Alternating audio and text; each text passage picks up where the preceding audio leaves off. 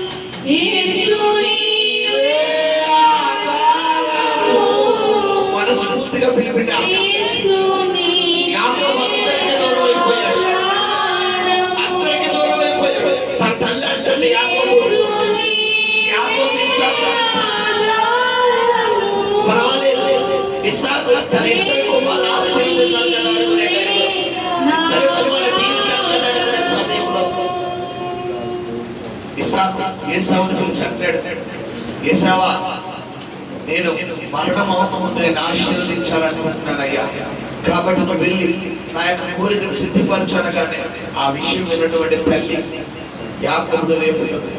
యాకోబు అంటాడమ్మా, నా తండ్రి దగ్గరికి నేను వెళ్తే నా తండ్రిని మోసం చేస్తే ఆశీర్వాదానికి బదులు శాపం వస్తుంది కదా అన్నప్పుడు ఆ యొక్క శాపం నా మీద తెచ్చును కాక, నువ్వు మాత్రం వెళ్ళి నా కుమారుడని తన కుమారుడు దగ్గర తప్పు చేపిస్తుంది.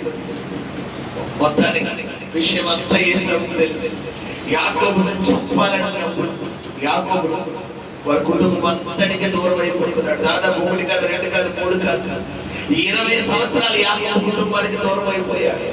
20 సంవత్సరాల తన తల్లిని తండ్రిని విడిచిపెట్టేసి 20 సంవత్సరాలు దూరం అయిపోయాడు.